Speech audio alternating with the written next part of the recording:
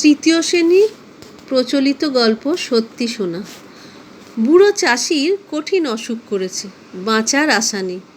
সেই সময় একমাত্র ছেলেকে ডেকে বললেন, ওহে বাপু, আমার তো দিন ফুরিয়ে এসেছে, যাওয়ার সময় তোমাকে একটা দরকারি কথা বলে যাই। চাষির ছেলে ভারী অলস, অথচ টাকা পয়সা লোভ তার 16 আনা। তার ধারণা বাবা অনেক সোনা কোথাও লুকিয়ে রেখেছে। বাপকে বলল, তোমার সোনা কোথায় রাখা আছে তা তো বলে গেলে না। ছেলে হেসে বুড়ো বাপ বলল, সেটা বলবো বলেই তো ডেকেছি তোমায়। শোনো, এই যে আমাদের চাষের জমি দেখছো, এর নিচেই পোতা আছে লুকোনো সোনা। আমি চোখ বুঝলে তুমি তা খুঁজে বার করে নিও। ওই কথা বলে চিরদিনের মতো চোখ বুঝল সে। ছেলের চোখ দুটো লোভে চকচক করে ওঠে। বাবা মারা যাওয়ার পর ছেলে তার বউকে বলল, বাবা তো বলে গেল আমাদের জমির তলায় সোনা পোতা আছে, কিন্তু ঠিক কোন জায়গায় আছে তা তো বলে গেল না। ছেলের বউ খুব বুদ্ধিমতী। সে বলল, তোমার গোটা জমিটা খুঁড়ে দেখতে হবে কোথায় আছে সোনা। ছেলে জমি চাষাবাদ করার কথা ভাবতে পারে না। সে চিরকাল শুয়ে বসে কাটিয়েছে, কিন্তু সোনার লোভ বড় লোভ, আবার আলসেমির রোগও তো কম নয়।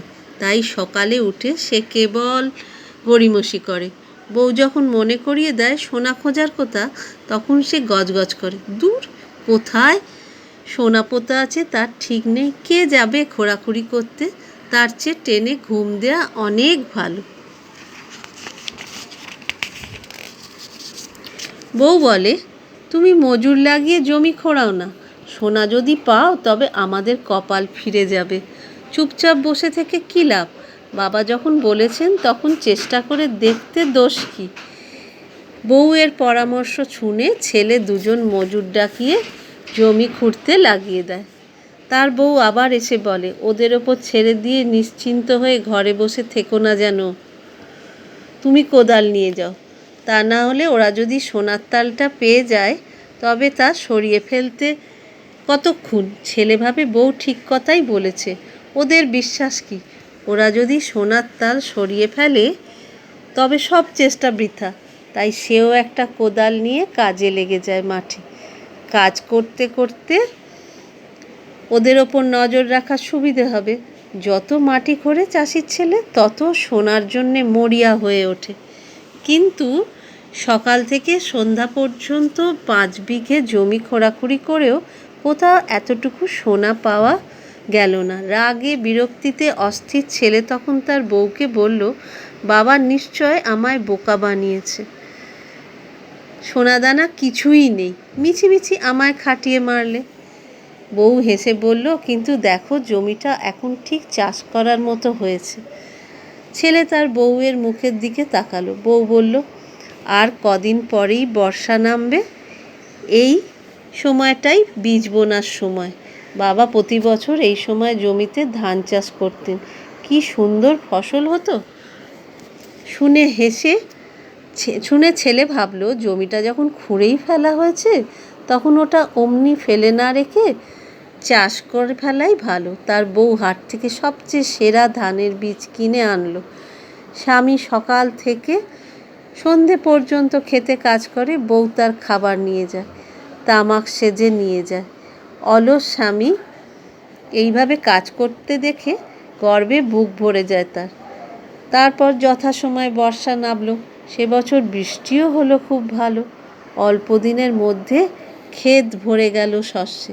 মাঠ ভরা পাকা ধানের রাশি দেখে মনে হলো সত্যি কে যেন সোনা ঢেলে দিয়েছে মাঠে।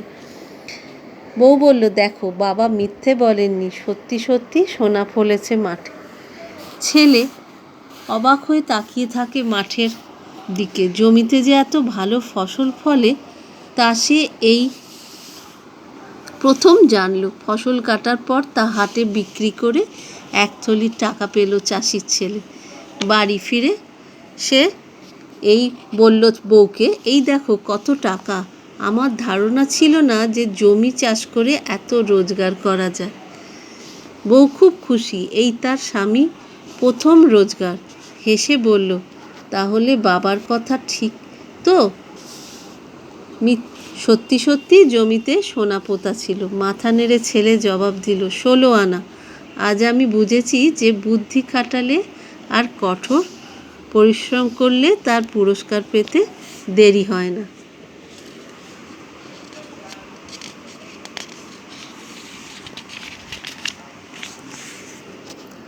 এইবার দেখো, একটি বাক্যে উত্তর দিতে হবে। বুড়ো চাষির সংসারে কে কে ছিল? এই প্রশ্ন হলে বলতে হবে বুড়ো চাষির সংসারে ছিল বুড়ো চাষির ছেলে, বউ আর বুড়ো চাষি। চাষির ছেলেটি কেমন প্রকৃতির ছিল? চাষির ছেলেটি ছিল অলস প্রকৃতির। পুরো কথায় উত্তর দিতে হবে। বাপের কথা শুনে ছেলের মনের অবস্থা কেমন হলো? বাপের কথা শুনে ছেলের মনের অবস্থাটা হলো, মনের ভেতর খুব লোভ হয়ে জেগে উঠল। সোনার লোভ তো বড় লোভ। বুড়ো চাষি কোন কথাটা তার ছেলেকে বলে যাননি? চাষের জমিতে কোথায় সোনা পোতা আছে সেই কথাটা কিন্তু বুড়ো চাষি বলে যায়নি। এবার দেখো, সংক্ষেপে উত্তর দাও। চাষির ছেলে সকাল থেকে রাত পর্যন্ত কতটা জমি খুঁড়েছিল? চাষির ছেলে সকাল থেকে রাত পর্যন্ত 5 বিঘে জমি খুঁড়েছিল। চাষির ছেলের প্রথম রোজগারে কে খুশি হয়েছিল? চাষির ছেলের প্রথম রোজগারে তার বউ খুশি হয়েছিল। গল্পে কোদাল দিয়ে মাটি খোঁড়ার কথা বলা আছে। আর কি কি জিনিস দিয়ে মাটি খোঁড়া যায় বলে তোমার জানা আছে? কোদাল দিয়ে তো মাটি খোঁড়া যায়, আর গাঁইতি দিয়ে মাটি খোঁড়া যায়, কুড়ুল দিয়ে মাটি খোঁড়া যায়। কুড়ুল অবশ্য কোদালকেই বলে। গাঁইতি দিয়েও মাটি খোঁড়া যায়। সত্যি শোনা গল্পটির মতো আর কোন গল্প তোমার জানা আছে? জানা গল্পটি বন্ধুদের শোনা। এরম কোনো জানা গল্প থাকলে সেটা তোমাদের বন্ধুদের মধ্যে আলোচনা করো। বন্ধনীর মধ্যে থেকে ঠিক উত্তরটা বেছে নিয়ে পুরো কথাটা আবার নিচে লেখো। এখানে দেখো রয়েছে, ছেলের চোখ দুটো লোভে কি করে? ঝকঝক করে, না চকচক করে, না ঝকমক ঝিকমিক করে ওঠে? ছেলের চোখ দুটো লোভে চকচক করে ওঠে। চাষির ছেলের বউ ছিল খুব চালাক, সরল, বোকা না বুদ্ধিমতী? চাষির ছেলের বউ ছিল খুব বুদ্ধিমতী। বউ বলেছিল, সোনা যদি পাও তবে আমাদের, তোমার না মজুরদের না আমার কপাল ফিরে যাবে? সোনা পেলে আমাদের কপাল ফিরে যাবে। চাষির ছেলে ফসল কাটার পর তা কম পয়সায় না দোকানে না হাটে না বাজারে কোথায় বিক্রি করে? হাটে বিক্রি করে, কারণ গ্রামে হাটই থাকে, হাটেতেই জিনিসপত্র বিক্রি হয়। সংক্ষিপ্ত উত্তর লেখো। চাষির ছেলে নিজের চাষাবাদ করার কথা ভাবতে পারতো না কেন? চাষির ছেলে ছিল খুব অলস। সে সারাদিন শুয়ে বসে কাটাতো। সে চাষাবাদ করার কথা তাই ভাবতেই পারতো না। শেষ পর্যন্ত চাষির ছেলের মাঠে কাজ করতে যাওয়ার কারণ কি ছিল? বুড়ো চাষি বলে গেছিল যে জমির তলায় সোনা পোতা আছে। সেই সোনা কোথায় পোতা আছে দেখতে গিয়ে পুরো মাঠটাই খুঁড়ে ফেলা হয়েছে। তখন বুদ্ধিমতী তার বউ বললে, এতক্ষণ খুঁড়েই ফেলা হয়েছে, তখন তাতে বীজ পুঁতে দাও ধানে। তাই জন্যে বীজ পুঁতে দিল। তাই তখন ছেলেকে মাঠের কাজ করতে যেতে বাধ্য হলো। তার ফলেই মাঠে কাজ করতে যাওয়ার কারণ হলো এটাই। চাষির ছেলের বউ কোন সময়কে বীজ বোনার উপযুক্ত সময় বলেছে? চাষির ছেলে বউ বর্ষাকাল তখন সবে শুরু হবে, তাই সেই সময়কে বীজ বোনার প্রকৃত সময় বলেছে। সে কোথা থেকে বীজ কিনে এনেছিল? সে ভাট থেকে বীজ কিনেছিল। সে কিসের বীজ কিনেছিল? সে ধানের ভালো দেখে বীজ কিনে এনেছিল। গল্পের কোন মানুষটাকে তোমার সবচেয়ে বেশি পছন্দ হলো? সেটা তোমরা বলবে। গল্পের কোন মানুষটাকে তোমার সবচেয়ে বেশি পছন্দ হলো? আমার সবচেয়ে বেশি পছন্দ হলো ছেলের বউ, কারণ সে যেমন বুদ্ধিমতী এবং ভালো। নিজের ভাষায় উত্তর দাও।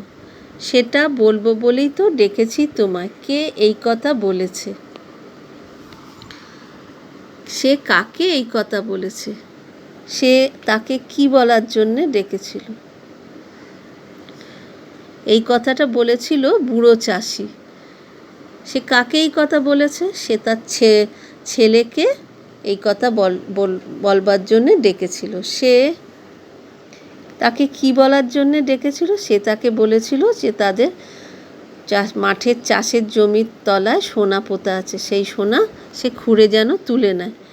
গল্পে চাষির ছেলের বউ চাষির ছেলেকে কিভাবে সাহায্য করেছে তা লেখো। গল্পে চাষির ছেলের বউ চাষির ছেলেকে ঠিক সময় ঠিক কাজটা করার বুদ্ধি দিয়েছে। যখন মাঠটা খুঁড়ে ফেলতে বলেছে, কারণ সেখানে খুঁড়ে ফেললে সে সোনা পাবে।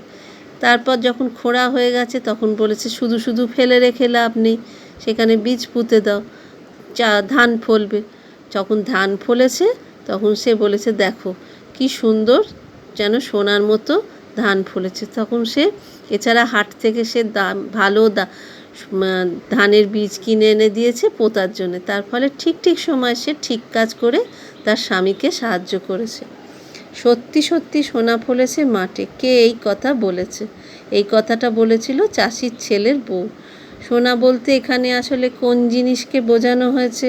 সোনা বলতে এখানে পাকা ধানকে, মাঠে ফলে থাকা পাকা ধানকে বোঝানো হয়েছে। সেই জিনিসটা সোনা না হলেও তার সঙ্গে সোনার কি মিল আছে? সেই জিনিসটা সোনা না হলেও ধানের সঙ্গে মিল আছে। ধানও সোনার মতোই দামি, ধান না হলে চলে না। ধান আমাদের খাবার যোগান দেয়। এছাড়া ধান যখন মাঠে ফলে থাকে তখন সোনার মতোই ঝকঝকে দেখায়, যেন সারা মাঠে সোনা ফলে আছে। চাষির ছেলে ফসল বিক্রি করে বাড়ি ফিরলে তার বউ কী কারণে খুব খুশি হলো? তার বউ এই কারণে খুশি হলো যে তার অলস স্বামী এই প্রথম নিজের পরিশ্রম করা ধান বিক্রি করে তার প্রথম রোজগারের টাকা নিয়ে এসছে বলে সে খুশি হলো। চাষির ছেলে আর তার বউ বুদ্ধি খাটিয়ে আর পরিশ্রম করে কি পুরস্কার পেয়েছে? বুদ্ধি খাটিয়ে আর পরিশ্রম করে তারা টাকা পেয়েছে ধান বিক্রি করে, এটাই তাদের পরিশ্রমের পুরস্কার। ছেলের বউ খুব বুদ্ধিমতী, তার বুদ্ধির প্রকাশ গল্পে কিভাবে লক্ষ্য করা গেল? এইভাবে লক্ষ্য করা গেল ছেলের বউটা খুবই বুদ্ধিমতী, কারণ সে তার স্বামীকে ঠিক সময় ঠিক বুদ্ধি দিয়েছে।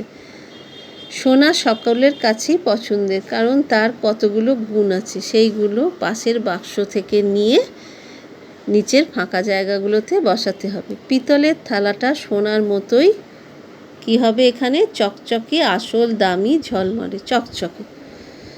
পাকা ধান সোনার মতোই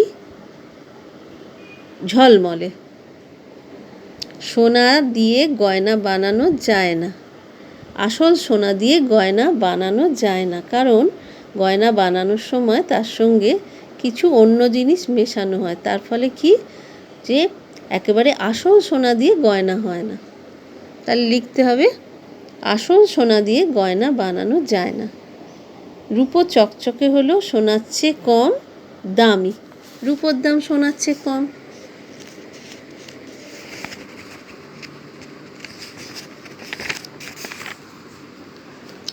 আর এই ছবিগুলো আসল সোনা গল্পটির সাহায্য নিয়ে ছবিগুলোর নিচে উপযুক্ত বাক্য লিখে কাহিনীটি সম্পূর্ণ করতে হবে। প্রথম ছবিটায় কি রয়েছে? বুড়ো চাষি অসুস্থ হয়ে পড়ে আছে, তার ছেলেকে ডেকেছে। তারপরেরটা ছেলে আর ছেলের বউ আলোচনা করছে। এখানে মজুরদের দিয়ে মাটি খোঁড়াচ্ছে ছেলে। এখানে দেখছে সমস্ত খোঁড়া হয়ে গেল, ছেলে দেখছে কই সোনা তো পাওয়া গেল না। এখানে বীজ পুঁতে দিয়েছে, বীজ পোঁতার পর বর্ষা নেমেছে, বর্ষায় ধান ভালো হয়। এইবার প্রচুর ধান হয়েছে, ছেলে আর ছেলের বউ জমিটা দেখছে। তাহলে সত্যি সোনা গল্পের সমস্ত প্রশ্ন এখানেই শেষ হয়ে গেল। বোঝা গেল?